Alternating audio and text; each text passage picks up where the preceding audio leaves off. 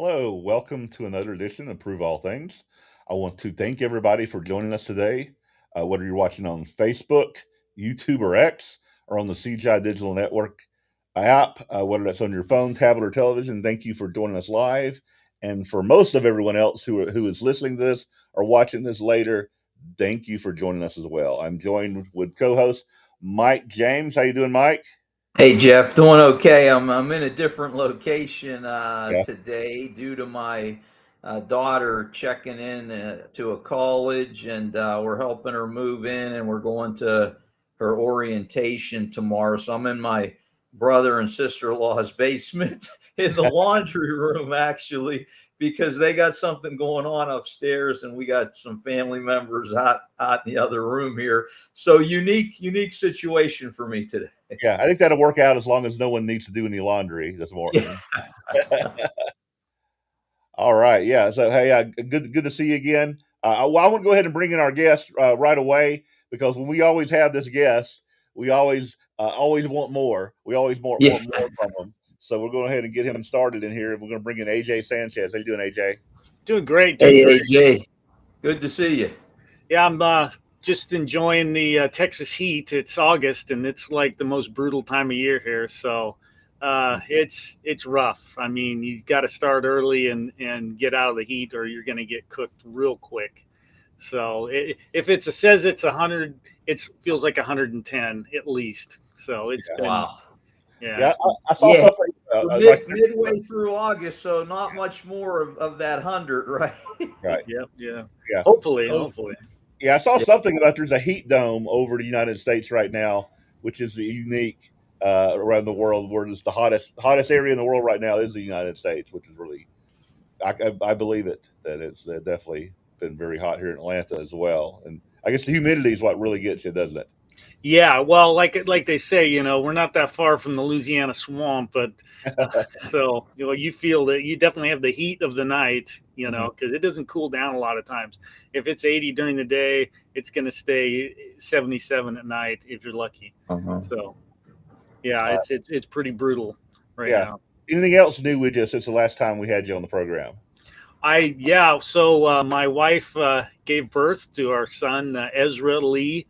So he's 7 pounds 2 ounces, 22 inches tall. So hopefully he's going to be a basketball player, NBA all the way, right? Except there's one problem is the Sanchez's aren't really known for their hand-eye coordination, so you have to be able to dribble the ball or something like that. So I don't know what to tell him. We'll see what happens. Well, good luck with that. Yeah. Mom's doing fine. Baby's doing fine. He's eating and sleeping. That's it. That's all he does. So, very good.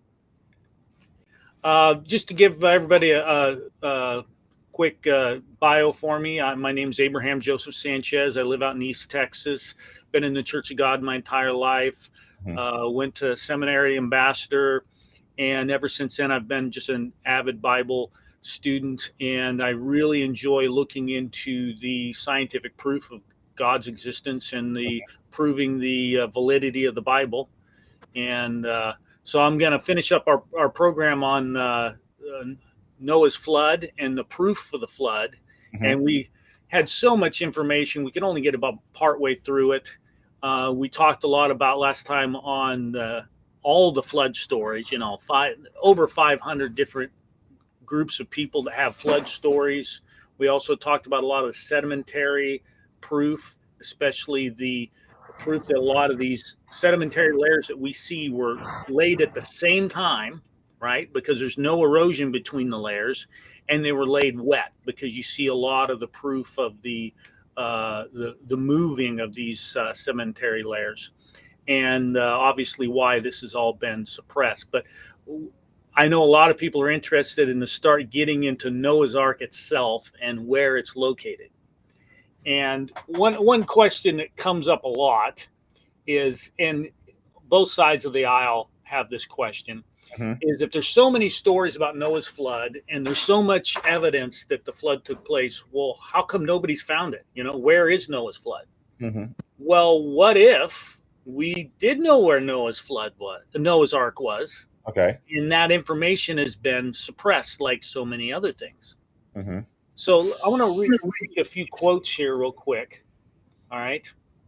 And about, you know, past historians who have talked about Noah's Ark. Okay. Yeah, I can remember as a little kid, hearing stories about this. And that's 50 years ago. So, Yes, absolutely.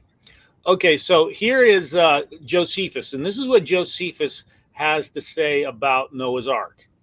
He said he's referring to the location. He says, however, the Armenians call this place the place of descent. This is where Noah's Ark is at. For the ark being saved in that place, its remains are shown there by the inhabitants to this day. So at the time of Josephus, he knew where Noah's Ark was at. Mm-hmm. And here's and this was around 995 AD. Right. Okay, so here's Berosus. He's a Chaldean, and he writes this around 300 BC, 290 BC. He said, "It is said that there is still some part of this ship in Armenia at the mountains of Cordelan, and some people carry off pieces of the wood, the bitumen, which they take away to chiefly use as amulets. So basically souvenirs." Yeah. Okay, so he apparently knew where people said Noah's Ark was at.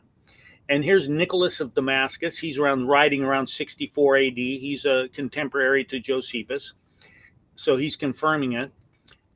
There is a great mountain in Armenia over the Mayans called Barius, upon it which is reported that many who fled at the time of the deluge, the flood, were saved, and that one who was carried in an ark came on shore upon the top of it, and that the remains of this timber were great while preserved.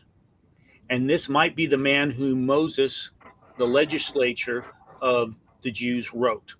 And so it's not just a couple of guys.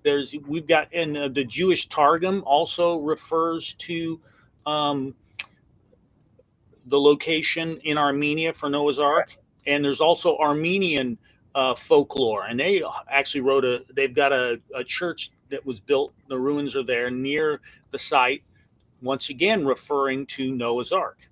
And even in some of the Islamic writings, Arabic writings, not mixed Islam, they have a tradition of Noah's Ark once again being in the mountains of Armenia.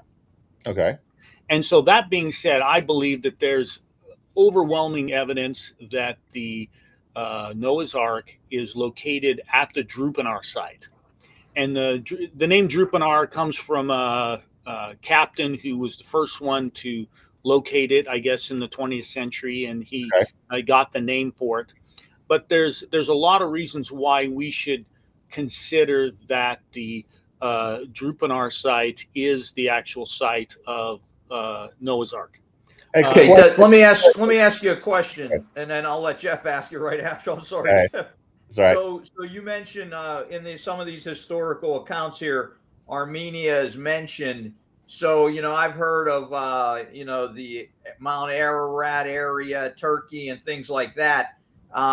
We're going to focus today in a different location than the Turkey locations that I've heard of. Is that correct? No. It's in Turkey. Well, modern day Turkey. These borders change. Modern day Turkey. So when we see Armenia there in those historical accounts, we're talking about years ago. We're not talking about our nation state setup today. Is that correct?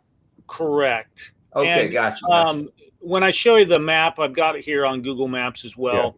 Yeah. You can see that the location is right there on the Armenian border, modern day Armenian border.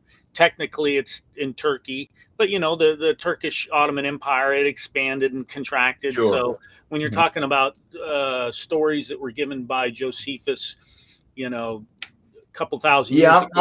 I'm trying to anticipate questions we get sometimes after shows, so just try to deal with them ahead of time. Yeah, no problem. I have a question just related to what you just showed, the quote you showed us, because I think the last one says it was on the mountain top. But from what I understand, Durupinar Is it on a mountaintop, or is it? It looks like there's mountains higher than it where it's located. Is that correct? True, but it's in a mountain ridge. But the other thing that we got to keep in mind, and here I'll pull up the photo here, Yeah. is that it's in the middle of a mud flow. Okay. So here is a photograph of today, and here's an overhead photograph from the 1950s, and you see it's clearly in a mud flow. Yeah. And so it keeps moving down the hill. Okay. Every year it moves a few inches down the hill. And so it may have definitely been higher at one point in time, especially when at 390 BC, it's probably moved quite a bit. Yeah. So, but once again, it's in this area of Armenia. It's in the mountains of Ararat mountains, and that's what Scripture says. Genesis 8 verse 4 says it was in the mountains or near the mountains of Ararat. Right. So not necessarily the mountain or on top of the mountain. But yeah, it definitely connects with the biblical record of what area it may have ended up in. Yeah. Yeah. And so I'm going to talk about some of this evidence. The first thing that we should consider is the dimensions. So the dimensions, if you're looking at the current Durupinar Site location, the dimensions come out almost exactly to what the Bible has. The Bible states that it was 300 cubits by 50 cubits by 30 cubits high. And especially considering it's been sliding down this mountain hill for, 4,000 years, it's pretty much spot on. The dimensions are. Now, there's some people that are skeptical because of the boat-shaped formation that it is. And one thing we need to keep in mind is that we don't know how much it's deformed over the last 4,000 years, especially sliding down the hill. Because I know in Scripture, it refers to the ark. It's a completely different word for ark that is used for ship. And so it's more like a vessel, it's just you're not supposed to, the difference between a wagon and a car, the wagon is a passive device, whereas a car is actually driving itself down the road. And so was the word ark is the same word that was used for Moses, I think, when he was placed in the basket. He's just floating down the river. And so people, a lot of times, they envision a more square looking. I've heard that argument about some kind of rectangular shape. It could be true. It's a guess. Yeah. I don't know. I think it's because God gave the plans for it, and God knows how water works. Right? So he would have given them something that would have been stable in water, I believe. Right. Yeah, and I'm not opposed to that. All I'm saying is just because the current Durupinar Site is shaped more like a boat doesn't mean it looked that way originally. Right. Yeah. Because the walls could have caved in. I get the point. Yeah.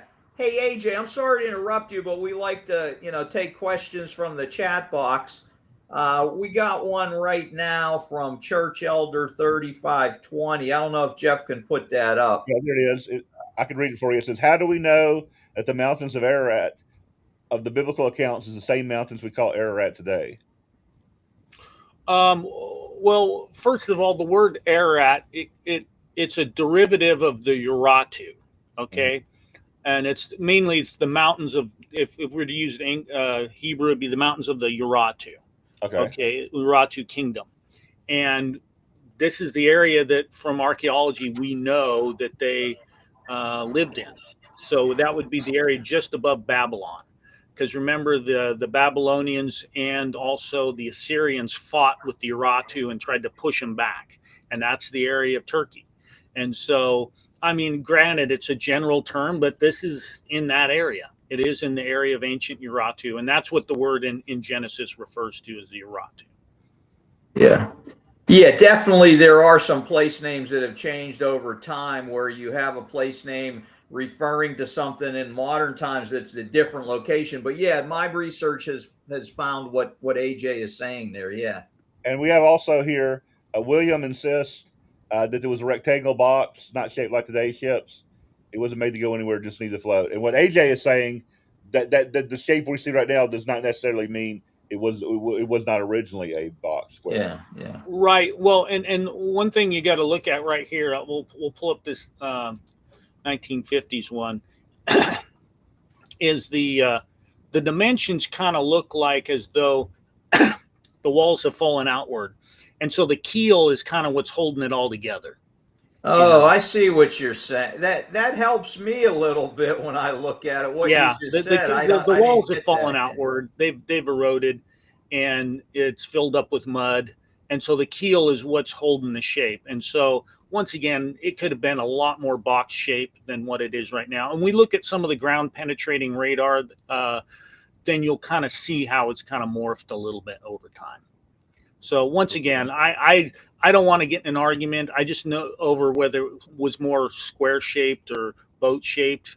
Like I said, it's been going down this mud flow for 4,000 years, and it is in the mountains of Urartu. But the big thing that I think we should consider is, where does the weight of evidence lie? And when you look at all the other indicators that are there, don't get caught up on the shape. I mean, we do the same thing with scripture.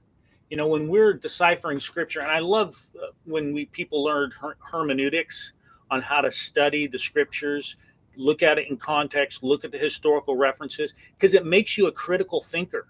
It makes you really get down to the evidence. And so many people today, they hear whatever the consensus of experts tell them, and they tell them some story, but they don't critically analyze it.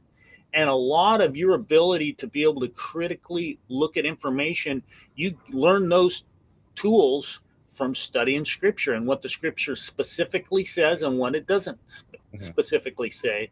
And the weight, looking at the weight of evidence. If you got 50 scriptures that say this and one scripture that sort of says that, it tells you, hey, can I read those other scriptures into this, or should we use that one scripture to override the 30? Well, you know, that doesn't make any sense.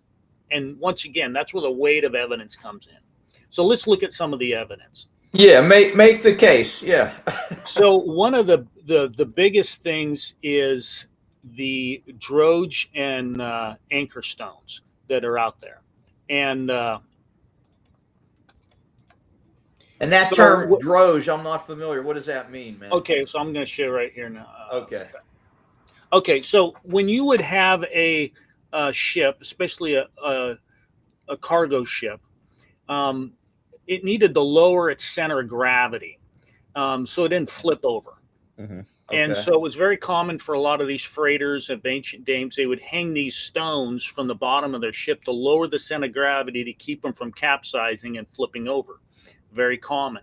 And so they called these drogue stones. And then if they were actually used to stop the boat and they had a longer rope on them and they drag bottom, then it would be an anchor stone. So they could be used for either purpose. Mm-hmm. And so when we look at this area of the, let me square this up a little bit, of the Durupinar Site, that's what we see is a lot of these drogue and anchor stones. Okay. Are they all about the same size? They're different, very the same size, but they project by the size of these stones that this must have been a massive ship. So these are all scattered around the Durupinar Site. Okay. They found 30, and there could have been even more of these stones scattered around the area. Is that a hole I see in it? Yep, that's a hole that's used to hold the rope. Okay. That's something Noah would have drilled out, that hole there. There's another one. There's another drogue stone. It's got a hole in the side of it. And is there any other reason? Is there any other reason for drilling a hole in these stones? Yeah, well, that's exactly what they're used for, is as an anchor, and to lower the center of gravity of the ship. Yeah. Here's another one, and this is the other thing that's very interesting, is when you start seeing all these medieval inscriptions on these stones, and that's where you realize, hey, this was a venerated site for many years. This was a pilgrimage site, and if you look at these inscriptions, and there were different styles of crosses at different times, and this was a type of cross that was, popular between the 12th and like the 15th century AD. And then there's some more crosses here that are a little bit more dated. So this is what they call a. This is on a drogue stone, okay, and this type of cross is they call it a Freude-Lis, cross Freude-Lis, and this was very popular during the 12th century BC, and this was inscribed into the stone itself. Are these stones right at the site, AJ, or are Yep, they in right around the site. General area? Well, actually, they go in a line. They go kind of in a line in one direction away from the site, like they were being cut. Like as they started running aground, they started cutting these ropes as they started moving towards that site. So so there we have these are cutting the ropes. Noah's coming in. He's dragging bottom with his stones. So he started cutting ropes and dropping them. And that's why you see them kind of in a line. So I've heard. I haven't been there, but that's what everybody says is they're in a line going away from the site. I have a question that arises. So these stones right here, have we found stones like this anywhere else in the world?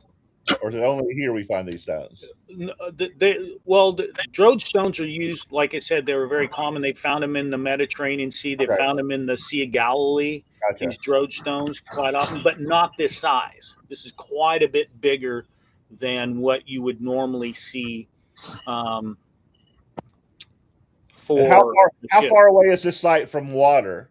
Yeah, that's the big one. It's really a far away. So if you think of I should have had my map up here before I had That's a good question, Jeff. Yeah.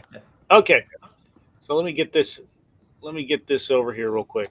So here's this Durupinar site, and we're going to scroll out here real quick. I'm going to go to map view so we don't get too confused. Oh, this is Turkey. Thanks for all the detail here. Yeah. Okay, so there's Turkey.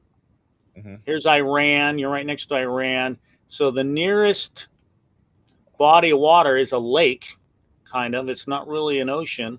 And there's the Caspian Sea, and there's the Black Sea, and there's the Mediterranean Sea. So you're a long ways away from any body of water. You would need this kind of a sailing vessel. And why is it up in the mountains? That's the other question. Yeah. And the Caspian Sea probably was formed by the flood. Most likely, yes, yes, yeah. But I mean that's once the question comes up is why do you have all these drogue stones up on the top of a mountain in the middle between Turkey and Armenia? Yes, that's a weird place. Hey, is there any answer from the other side of the aisle on that one, AJ, as far as critics of this site? As far as I know, they haven't come up with anything yet. As far as I know, I mean, that's the game. If you spin what you can, and if you can't spin it, then you just suppress it and ignore it the most you can. And that's why there's never been a dig here, and that's one of the things that comes up is when you start seeing all this evidence that points towards, hey, there's a really good chance there's something here. Why doesn't somebody do a dig? Well, because any information on that, AJ? Any reasons or nobody's applied for a permit that can apply for a permit, and that's there's no issue with Turkey as far as doing a dig there. Do we know anything about that or no? Well, they're very similar to Israel and even the United States, where all of the archaeological permits have to be approved by someone who's an archaeologist with 10 years of dig experience. Mm-hmm. And so that just really limits the pool. And those people that can do it, they're so beholden to these archaeological societies that are all run by atheists. They're not going to do anything to ruffle anybody's feathers. And, and I laugh when I hear some of these archaeologists say, well, if that was Noah's Ark, then just do a dig, show the world. And they're the guys that are once again preventing people from doing it. So it's really aggravating, but that's the game they're playing. That's the game. Now, there's news about this in the news lately. I've seen some news stories. Yes, about this site. What are those stories been about? Well, they've recently done some more ground penetrating radar, and that's the one thing the Turkish government will let them do pretty often, and that and a few core drills. They've gotten permission to do a few core drills. They've got permission to do because it's less evasive, and they've let them do some ground penetrating radar. And so once again, that's what they're being allowed to do. Can I show you a few more of these drogue stones, because they're just sure. real quick before we jump over to the ground penetration radar. You Yeah. can see right here, this is one that we were looking at before. This one here has got some ancient inscriptions on it, and nobody can really decipher. They still to this day they haven't deciphered what it is. But once again, it just shows the age in which this area was venerated. It's not something that has come up in the last 10 years or something. People decided to look at this, and that's important because a lot of people want to attribute this site to Ron Wyatt, and everybody hates Ron Wyatt except Christians. I mean, all of academia really does not like Ron Wyatt because he didn't ask for permission. He just went places, he broke laws, and he did stuff. I like the guy. I like his style. Is he still around? No, he died in the 90s, Okay. and he's the one who did the most to bring attention to this site. But it'd been a venerated site for a long time, and it just was suppressed. But once again, you see these medieval inscriptions. You can date these between the 12th and the 15th century, the crosses. Yeah. Here's a AJ, it would be really weird. It would be really weird for Christians just to travel there and just to randomly put crosses on something they weren't venerating. It definitely seems like they found something that these were important to them. Oh yeah, for sure. Yeah. They wouldn't just do it for no reason. Yeah. I want to have you look at this drogue stone here real quick. Let me kind of move this over a little bit. Yeah, while you're doing that, AJ, we got a question from Life Lessons saying, why does the drogue stone appear with crosses on it? And isn't that a reference to Jesus's crucifixion? Yeah, I believe that's what AJ is saying, that Christians may have had this idea that this was the area. And so many Christians use the cross, unlike we today in the Church of God, use the cross as a symbol of their Christian religion. Would you agree with that, AJ? Absolutely. Okay.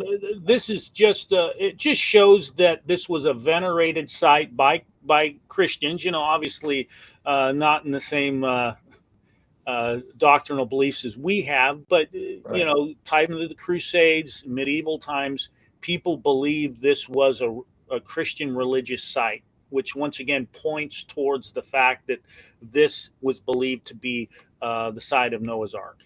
And all of these inscriptions just reinforce that. Mm-hmm. Not that I have any crosses in my house. I'm just saying that the people who were Christian had these. Made these inscriptions. Is there any words on any of these stones, or is it only mostly crosses? Mostly crosses. There's a few words in there, and they believe they were from the Hittite language, possibly, but they haven't been able to decipher them. So that was the previous stone. But the one that I think is interesting is this guy right here, because you see these crosses have the little legs on it. Yeah. Like at the bottom. Right. That was popular during a very specific time, and that was during the 12th century. No, excuse me. Yeah, the 12th century. During the 12th century. So we know during the 12th century, it points towards the 12th century as this being a popular pilgrimage site. And this stone here was apparently very popular to make any idea what that mountain in the background is? It looks pretty high. Oh, I believe that is the mountain of Ararat. Okay. I know it's pretty up there. Yeah. And once again, this isn't at the site. This is near the site. Okay. This is down in the valley. Remember, he was cutting those ropes as he was going to the location. He was cutting the ropes of the stones, and this is out in some guy's field. and somebody tilted it upright. So it's very interesting to see all of the evidence, not just one piece of evidence, but a lot of other pieces. All right, and listen, I'm sorry about all the questions, but the question I have now is like, if we have this, we have evidence that they were there, and we also have the evidence you showed that people were taking pieces of this away. Is there any evidence to, like, I know they have a lot of relics in the medieval times. Are there any churches that have, like, say that they have pieces of the ark anywhere that you know of? Not that I know of. Now, there was a church that was specifically built to commemorate the site, and they have found the remains of this church, and it's called St. Jacob's Church of Nebesis, and they found the foundation of it. So, and that church was built, I believe, to commemorate once again the location of Noah's Ark. Mm-hmm. Another piece of evidence that points towards this being the site is from all the names of the villages in the area. So it's very common for the local people to hold on to these names for long periods of time. A lot of the archaeological sites that we've found, they found them because they researched what the local people, the natives, called an archaeological site. For instance, Bethel, Ramah, Beth Shemek, Gezer, Shiloh, all of these archaeological dig sites were found primarily because they asked the local people what the name of it was, and they saw a correlation between that and the biblical reference. And so that's very common for people to pass along these names for thousands of years of what they called the location, and they stick. And when you look at this area of the Durupinar site, I want to pull up this map here that I have, and you can see all of these areas, these villages that have very similar names that correspond to Noah's Ark. The village of 8, we know that Noah and his family of 8 were saved from the flood, right? It's called Kazan today by mainly a Turkish name, but that's what the original name was called, the village of 8. You've got Karga Manaz, which means the crow or the bird won't land. Right? This refers to, Noah letting birds out to see if they could find dry land. And then you've got Zigaradagi, which means to make a pilgrimage. So once again, the name of that town was the pilgrimage town, pretty much. That's where you went to before you went to the Durupinar site, and it's right there next door to it. You've got Yugal. I'm butchering these names, and that's okay. Apologize. Ugazili, which means to draw out of the water. And it also has a reference, when you call it Mazur, then it's referred to a day of judgment, And it's interesting that Moses had the same name in his root. Remember, he was drawn out of the water, taken out of the water. Well, that's the same root word that's used here in the word Mazur. Nezer, I'm butchering another one of these names. I don't have it here on this map. Here, let me move this a little bit. Here we go. Now you can see Arzap. Okay, yeah. Arzap means to capture the earth, or to cling to the earth. And then you've got right down here Yigaz Gazadi, which means a place of anchorage, right? And this is a place where you find a lot of these drogue and anchor stones is in that location. They found several there. And what's the distance, like, say, of that Arzop location down to where it says Noah's Ark? I think all of this is within like a 30-mile radius. All of this, right? Okay, gotcha. And then there's another town that's right next by, which is Nesler, which means to make a sacrifice. And so you've got all these names that really correspond to Noah's Ark, right within like a 30-mile radius of this location, and that also you start building this case of all these connections locally because of not just the drogue stones, not just the size of the the site where it's located, but you start building this case. And once again, as I stated before, it was really Ron Wyatt who brought a lot of attention to this in the 20th century, Mhm. and he had made several trips there with Alan Roberts and David Fassold, um, and they started using a lot of this ground penetrating radar to try and uh, read in the earth what was below the ground. The Turks let them; they had no problem with them using the ground penetration radar, and there's a bunch of photos with him. Mhm. And they once again were finding regular rows of iron fasteners. They did some core drilling there, and they found a lot of hair and petrified dung and antlers and all kinds of animal remains in there.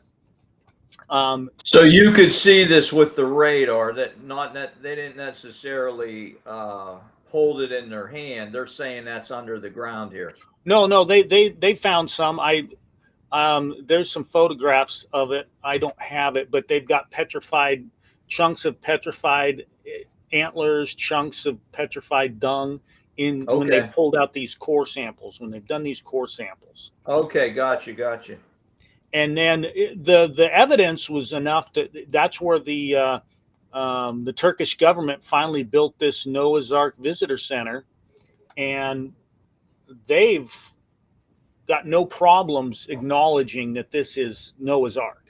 And Mhm. maybe it's a cash grab, maybe they're doing it for tourism, but they've been. It's not just in the 20th century that they've been having visitors. This has been going throughout time, and so that's kind of one of the reasons they did.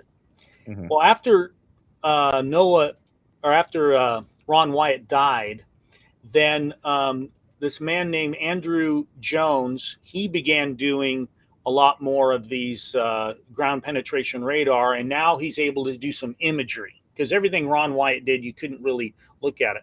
But here's one an overlay of some of the ground penetrating radar, and you can see these regular lines um, and perpendicular lines in it.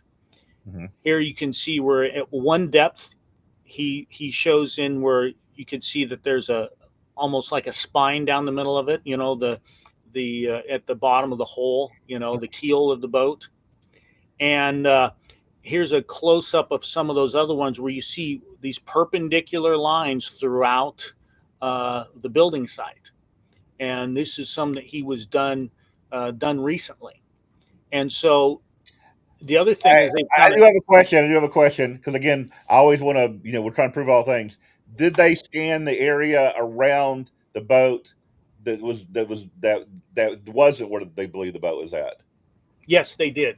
Okay. And the things that here are the things they found. They found a much higher level of organic material than outside the boat. They found Okay. a much higher amount of iron on the site than outside the site. Okay. And then once again, they found these regular lines that weren't found anywhere else. Okay. And so when you start adding up all of this information, that's where it starts becoming harder and harder to ignore the evidence. Hmm. Um, there's a great uh, website, and I'm going to take you to the website here. It's called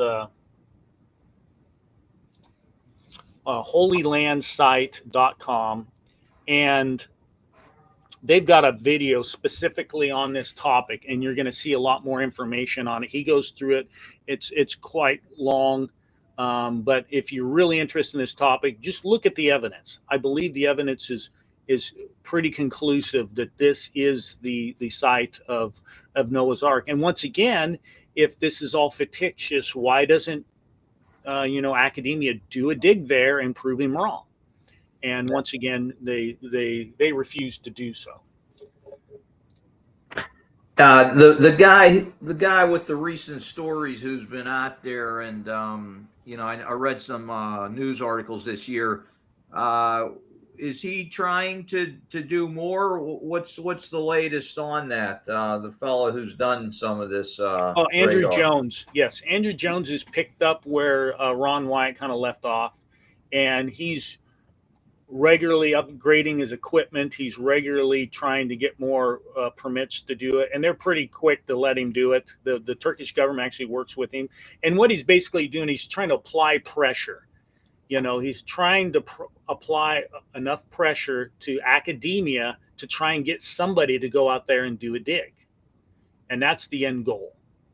And hopefully they will eventually do a dig out there and find some real significant evidence. But I don't know. They're so biased against it. They would have to find some way to rig it, but I don't know what they would do. Okay, so that's kind of the latest, right? Where and we're at right now. He did another a scan out there. It was only about 6 months ago. He did another scan out there on the Durupinar Site. Okay, we got a question, AJ, on a couple questions in the chat box. Jeff, I don't know if you can bring those up. Okay, which one is it? I guess there's two of them by Life Lessons there. All right, we'll start with the first one. Okay. Is it possible to trace the movements of Noah's descendants in the area after the flood?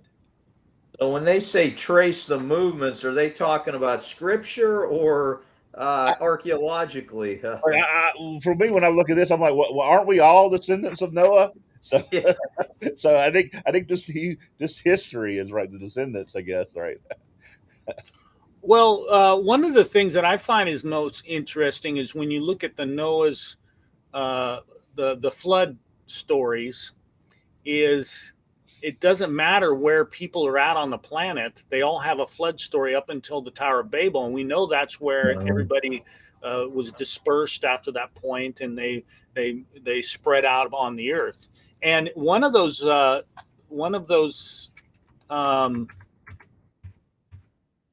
drogue stones actually has a picture of the Tower of Babel on it, actually, which is kind of interesting. If you look at this guy over here, down here in the corner, they've got this picture of a tower on there, and you're wondering what's up with that. Oh yeah, I didn't. Now I see what you're talking about. Yeah. So, but on the site with the Holy Land site, he also brings up there's some more. There's evidence of Noah's inscriptions where they show a family of 8 inscribed on the rocks. They've also have 2 very large, what you would call, I wouldn't be sarcophaguses, but grave sites. And they also have a garden and an altar that's there. And so they believe they've found the actual spot of Noah's farm where he went to and moved after the flood. He stayed up there in the mountains of Ararat. It doesn't seem like he moved back down the hill. So that's very interesting as well. Once again, I would recommend you watch that video of his because it's got a lot of information there I don't have time to go through. But when you add it all up, it's pretty compelling. It's pretty compelling. Yeah. All right. Hey, one other. I was say I found the question that I want to ask you just to see what your answer is to it, because I kind of remember that Answers in Genesis, they don't believe this is the correct site. They're big on the ark and stuff like that. And one of the reasons they give is they say in the story, Noah is grounded on the mountain of Ararat and does not see the tops of the other mountains until 74 days later, until later on that you can see the tops of the mountains. So, are you familiar with that argument that they have? Well, it says he landed on the mountains of Ararat. Right. So he must have been able to see the other mountains at the time. Yeah. So I don't know. I have not studied that much into it. I have a hard time when people get so uber focused on one passage that they can't see the trees from the forest. Right. And so that's not typically the way I like to look at scriptures in that manner. Yeah, I just know. So I just remember that place. I went to their ark and the ark that they have. What is it in Kentucky that they have, which is really really impressive museum they have there. but they I mean specifically they are really against this site for different reasons and stuff. Well, What I know site do what to they tell them on that. push? So Yeah, Do they push a specific site, Jeff? Do I don't they remember. say? I don't think they had a specific site, but they didn't believe it was this site. I'm so again I'm just relaying that to see if AJ has any answers for the people that well, Yeah, are yeah. place. I know that the Durupinar Site, and everybody has acknowledged this with the mudslides, it slid down the hill significantly over the years. It Yeah, could have traveled miles down the hill. And you can right. see the mud flows start from the very top and keep going down the hill. So where it started originally and where it ended could be anybody's guess. Yeah, I think that's probably the best answer. The mud flow would probably answer that question. I would say. Yeah, Yeah, 'cause that makes logical sense, you know. Yeah. Hey, there's another question here, AJ. I don't know if you got an answer. How long does it take to petrify an item? That could vary, right? As far as I know. out there on the farm in Oregon, I mean, our water was so hard, you could petrify a towel in a few days. Yeah, it could be I know. I quicker. remember it. We did the sprinklers when we had really bad hard water on our bathrooms. We couldn't drink the water; it was so bad. And when we'd left a towel out there on the sprinklers, and then it would get baked in the sun, and then would get sprinkled by the sprinklers. Somebody left it out there in the middle of the summer, so every day it's getting sprinkled and it's getting dried off and it's getting baked. And within one summer, you touched it and it crumbled. The bathroom towel. So anybody that tells you it takes thousands of years, well, there's a guy out there in Oklahoma, and he had a spring water fountain. He just took a pipe of this hot spring water, he ran it up, and it's a mountain right now. I mean, it's like 20 feet high, and it's just the minerals that have built up from mineral water. So it doesn't. Yeah. And I did a quick search when my face wasn't on the screen, and you know, it says it can vary. It can vary from a short time to a long time. Yeah. So I hate I know we're running short on time, but I would really like to start looking at some of this pre-flood technology. Okay. Yeah, you got about 15 minutes, so go for it. Okay. So one of the things we need to realize is with Darwin's theory of evolution, he basically hijacked all the disciplines of science. All the disciplines in science had to come in harmony with evolution and atheism. And it didn't matter how ridiculous or improbable it was.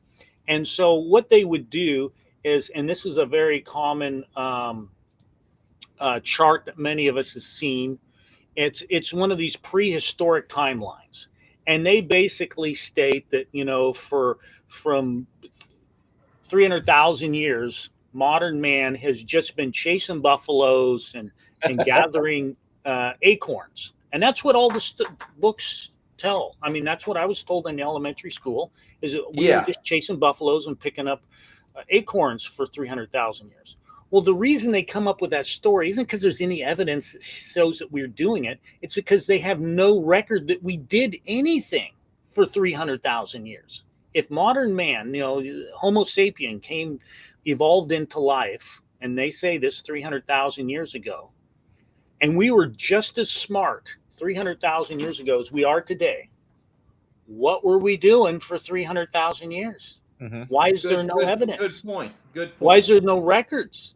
Why is there nobody built a house? Nobody wrote on anything? We're just as smart. Remember, Homo sapiens are supposedly us, and we've been around for 300,000 years. So what were we doing?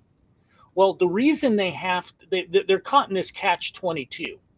See, there is only about, so look at Tyrannosaurus Rex or dinosaurs. There's hundreds of skeletons of dinosaurs, hundreds. And like the Tyrannosaurus Rex, there's about 380 to 90% complete skeletons of a T-Rex.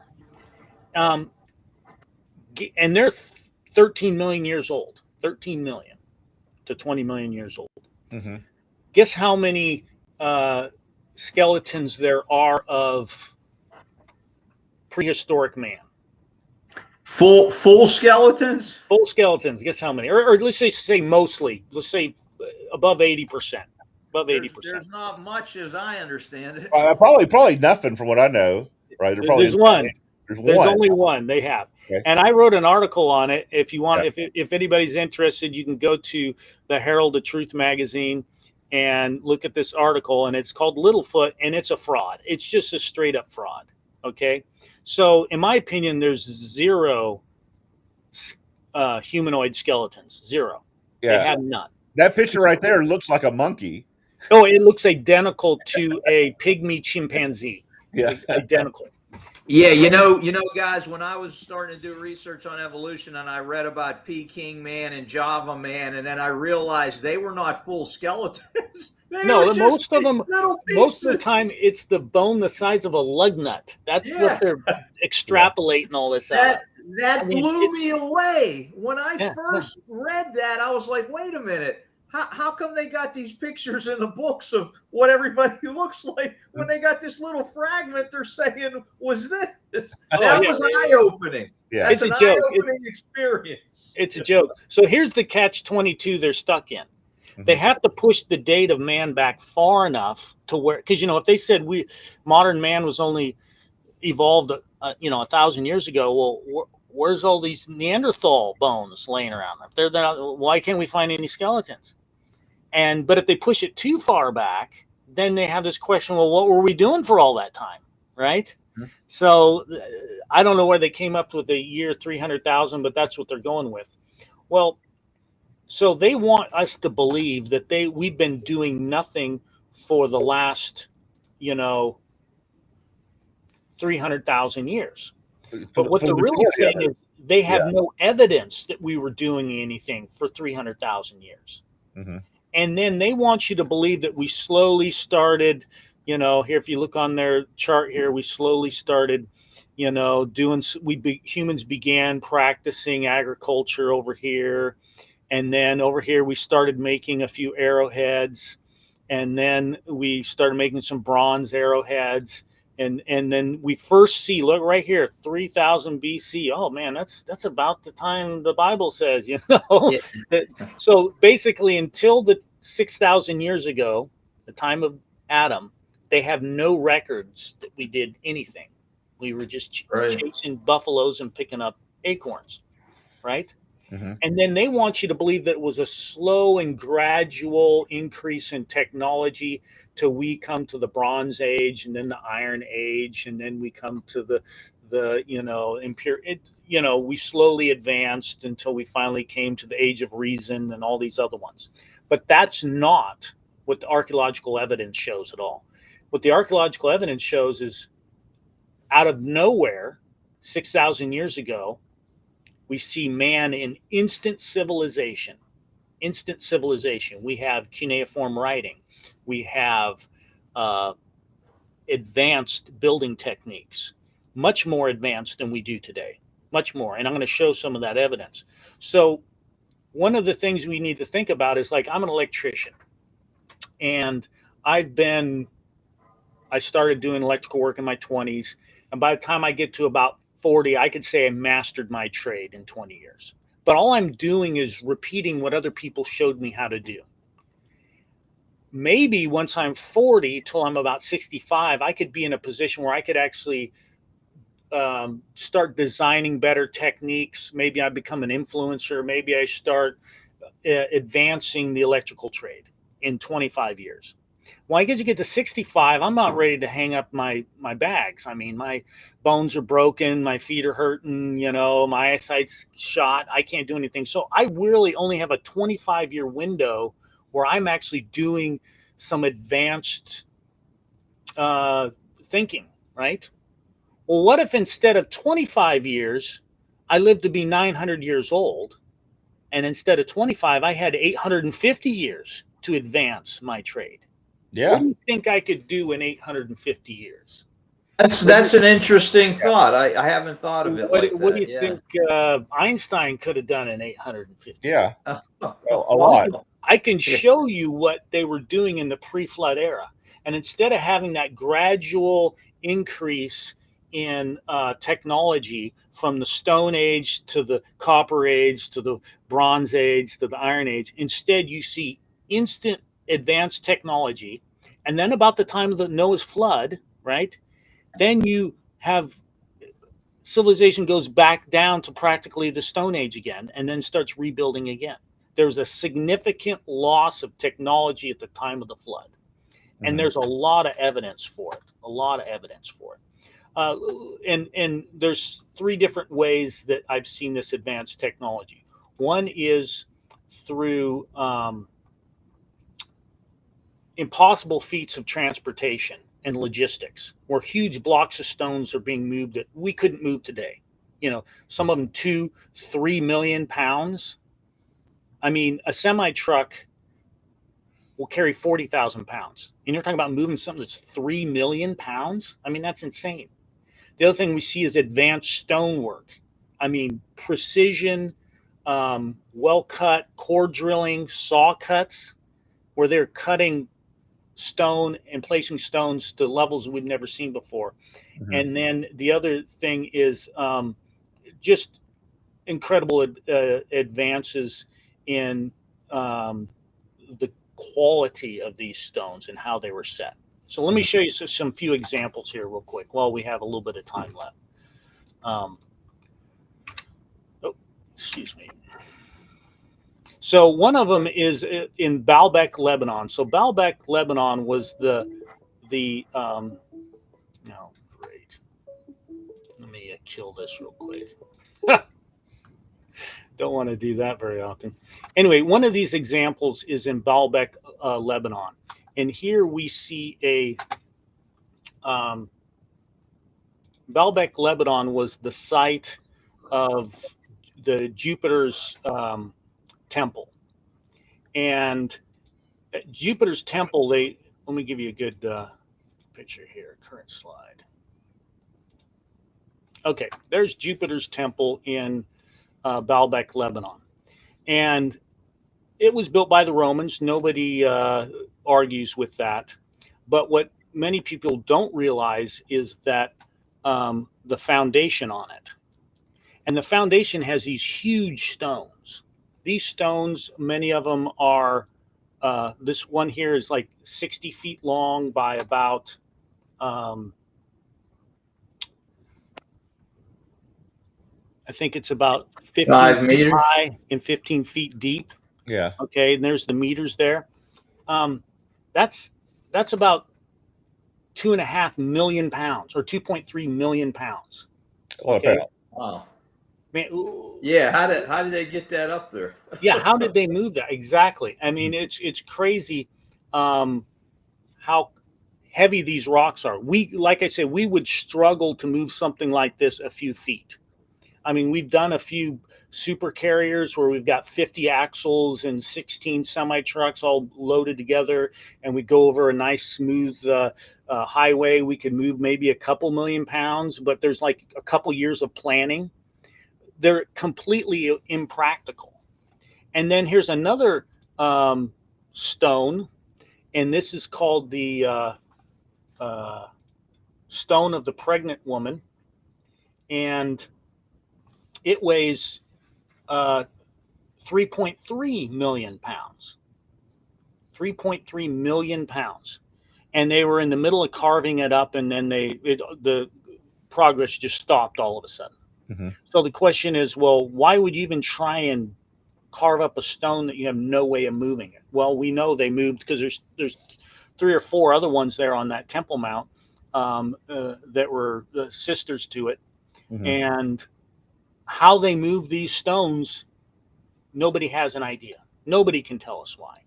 How they we got a comment in the chat box of Genesis 4:22, speaking of Tubal Cain being an instructor of every artificer in brass and iron. So just like God taught them what to do with the the ark and the temple, he may have passed on knowledge that we don't have in the Bible, Well, and then once again, Tubal-Cain, he probably lived to be 800, 900 years old. He Yeah. had a lot of time to master his trade and There's a- advance. Yeah. Okay. Yeah. Getting back to your point. Yeah, I got you. Yeah, They had a lot of time to get advanced technology. Yeah.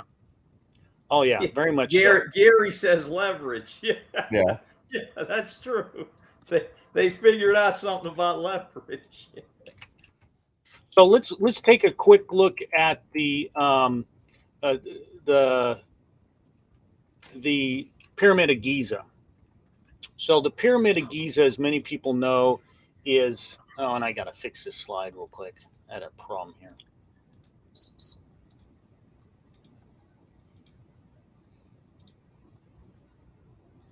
Okay. Slideshow. Current slide. Okay. If you can look here on this picture, and unfortunately, I've got this overlay I can't fix right now, but you can see here from the sides all these blocks. There's 2.3 million blocks in the Pyramid of Giza, and it's impressive. Mhm. Very tall. People are just little teeny microscopic down here at the bottom, and there's 2.3 million of these blocks. Now, conventional archaeology will tell you that the Pyramid of Giza was built in 20 years. So if you do a little bit of math, they're basically telling you that they moved 15,000 blocks a year, or basically 315 of these blocks a day. And each one of these blocks weighs about 5,500 to 8,000 pounds a piece. 8,000 pounds. That's like your car weighs about 3,000 pounds. So we're talking about twice as heavy as your car, and they move 13 of these every hour. It's ridiculous. Yeah. The other thing that, like I said, and you can see the overlay photo here, is later pyramids are all clay brick, and they're very much eroded.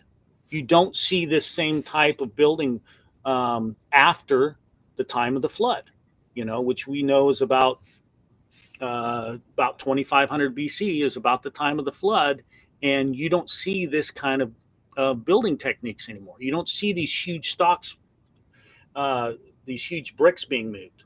This pyramid at the top is called the Pyramid of Sanchez III, and though it was made with clay brick stones or clay brick building products, and they weighed about 40 pounds. So they went from 8,000 pounds to 40,000 pounds. So are you suggesting, AJ, then, if I'm following you, that prior to flood, after flood, the age of people decreased?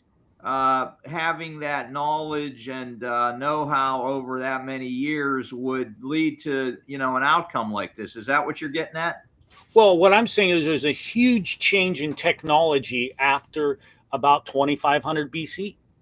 You have these advanced building techniques, huge stones that they're moving, and then all of a sudden they're dealing with clay bricks. Yeah, mud bricks. So is this another proof of the flood for you, yes, or what's yes, your? Okay, gotcha. Okay. They just lost a lot of technology after the flood, which we should assume would happen. Okay, I got you now. Here's another one. So here's the obelisk of a swan, and once again, it weighs about, if they were to have completed it, it would have weighed about 2.6 million pounds. Okay, 2.6 million. Once again, how they would have moved it in the first place is a huge question. And this is in Egypt. This is in Egypt. Okay. They attribute this to the 18th dynasty of Hatshepsut, and it's about 137 feet long. Okay, and it's monolithic. It's just one, and they abandoned it because it formed a crack. They can see where there's a crack in it towards the top. Okay. And that's why they abandoned the project, because the stone broke. But the question is well, how would they have moved it in the first place? Yeah. Yeah. It's 2.6 million pounds. That's insane. Mhm. And then the other thing that we see is these saw cuts, these really straight cuts along the sides of them. And then the scoop marks. That's the crazy part. You see all these marks in the stone, and this isn't cement. This isn't some kind of limestone. This is granite, which is one of the hardest stones out there. And you see all these scoop marks as though they just wiped away the stone, like they just removed it in one scoop. This isn't a bunch of little teeny dimpling. And why would you form? This is the quarry side, not the. Why would you form it like that? I mean, it makes no sense. Here's more of the scoop marks. This is under the obelisk. See how they just like scooped away the stone? That is quite unusual. Yeah. Yeah. And then over here again, you can see all these scoop marks. They're getting ready to quarry out another piece, and they just start scooping away at it. Mm-hmm. And this is once again granite. So the same rock that they abandoned because it had a crack, they were able to scoop out in place. Here's more of these scoop marks. See how the sand just it looks like sand, like they scooping sand, and it kind of piled up here, kind of piled up over here next to where the base of it is, right in this area. The other thing that's very interesting is more evidence of saw cutting. So this is in Turkey, okay? This is in Karahan Tepe in southeastern Turkey. And tell me, and this is in a temple that dates to about the 18th, they say it goes to the 18th century BC, but who knows? But I mean, that definitely looks like saw cuts to me. Mm-hmm. What do the quote unquote experts say about that? If they say something? They said they used copper tools and they poured wet sand in there and they just kept moving it back and forth to make these saw cuts. And to, for what purpose? I mean, if you think about it, the amount of labor it would take to get these slabs of granite or whatever they were trying to do it's not practical considering the amount of labor you're putting into it. It just isn't. It just isn't. Does this piece right here look like is it an unfinished piece again? Yeah, right unfinished piece. They just abandoned it. But once I mean, again, could it be they just abandoned it or a flood came? yeah, exactly. And it's not just in Turkey. You can see here they see evidence of saw cuts in Asia Minor. Once again, over there in Baalbek, Lebanon, in Egypt, and in Peru. This incredible evidence of saw cutting in these ancient sites that once again they don't know when they date to. And once again they're telling you that they did this with copper tools and they poured sand in there, which is just there's been several people that try to reproduce these techniques that the archaeologists supposedly say they were doing, and nobody can. So it's just conjecture at this point. Now look at this. This is over in Aswan in Egypt, and this here weighs about 100 tons or about 200,000 pounds. And it's not just the fact that it's monolithic, it's one piece. I don't know that we build anything monolithically anymore. It's always a bunch of little pieces because of the practicality and the precision of the work, the mere finish that you see on a lot of the stuff. How old do they estimate this is? I don't know about the side of Aswan. I don't know. I don't have it here in my notes. But okay, that's okay.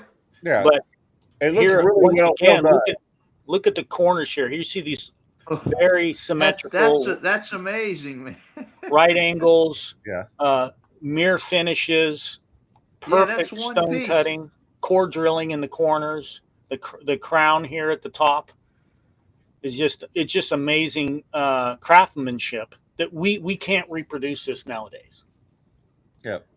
Here's this is found in they call this the Serapeum of Saqqara in Egypt, and these are these huge granite boxes And once again, these boxes weigh up to 80 tons apiece.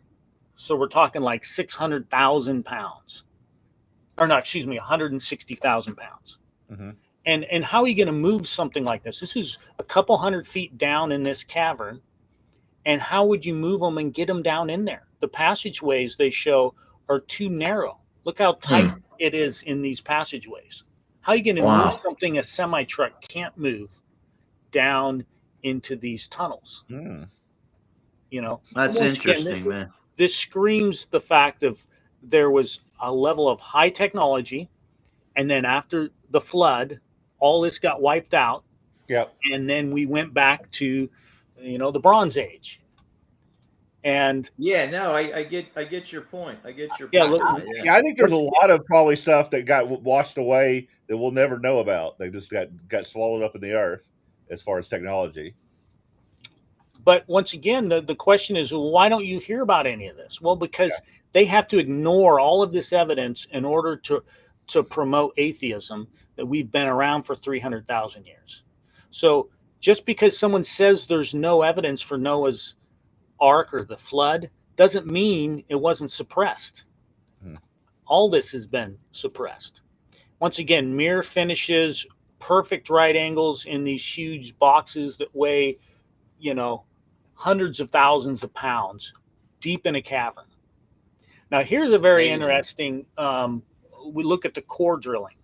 So they're going to tell you that these holes were drilled using copper tools. Once again, they poured wet sand in there and they slowly ground their way through these core drilling marks.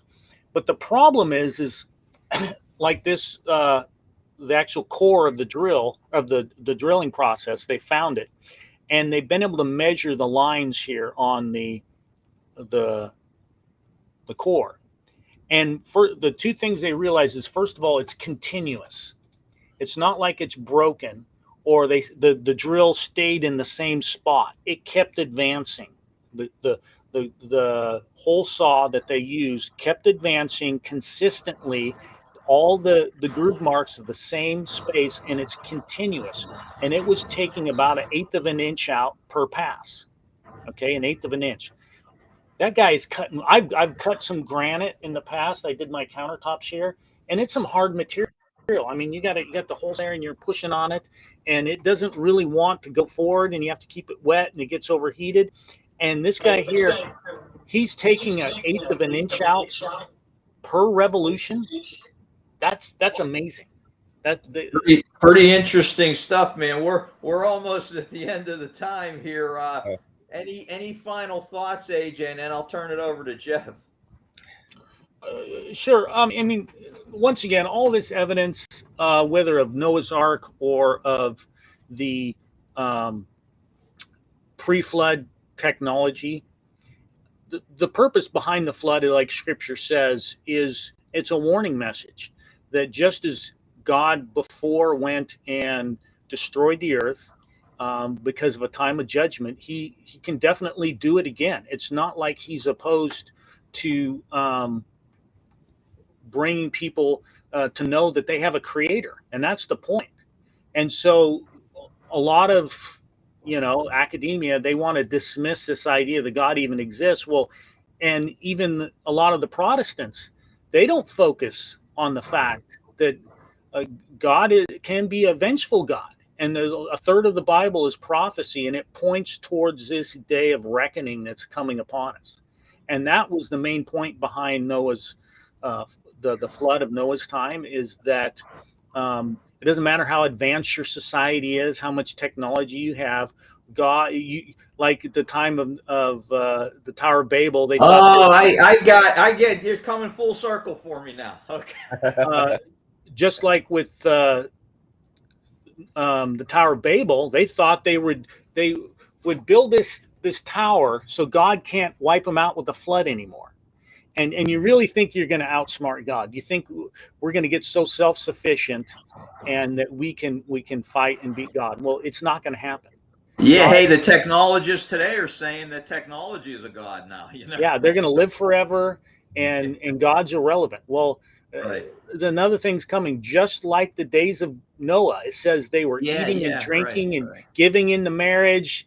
They couldn't care less until the flood came and swept them all away. Or in the days of Sodom and Gomorrah, they were eating and drinking, marrying, giving in marriage.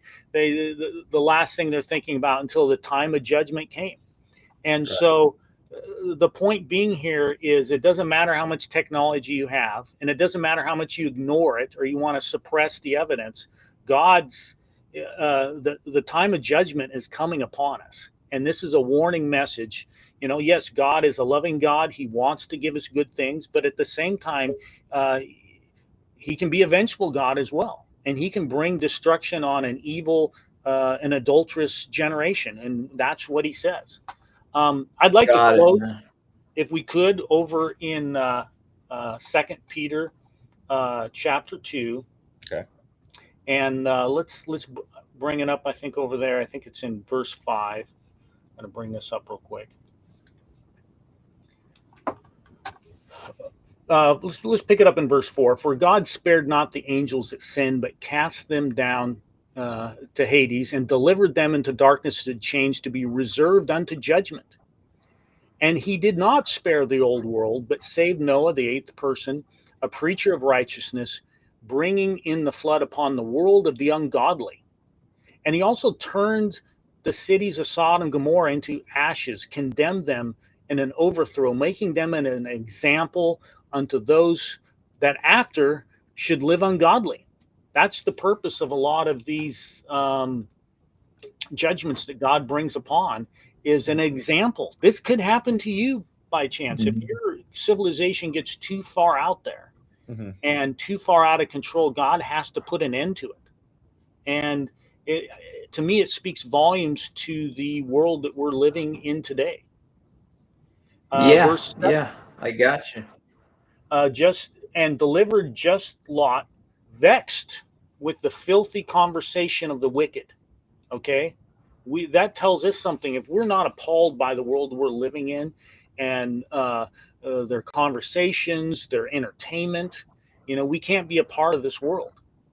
For the Lord knows how to deliver the godly out of the temptations, and to reserve the unjust unto the day of judgment, to be punished. And that's something that we should keep in mind as we study a lot of this about Noah, and we bring it to life. The message that we should take home is not only does he provide a way of escape for the just, but it is an example of the judgment that he brings upon the ungodly. And so hopefully I've been able to bring that home, and that we can really take a lot of these passages seriously and remind ourselves that one of the big characteristics that God wants is someone who fears God. And we should always, I don't agree with the premise that it is a respect. We have to have a respect. It doesn't necessarily mean fear, but for the ungodly, it does mean fear. They should fear God, because God is a God of judgment and fairness. So, thank you guys. Great. I appreciate it. Hey, thanks for being here. AJ. Hey, I think we just set the record for longest Prove All Things episode, but it's been a very good one. So I'm glad you joined us today, and very interesting stuff. And I appreciate everybody who's been watching today and your comments as well. So we'll say goodbye for now, and we'll see everyone next week in another edition of Prove All Things. Goodbye, everyone.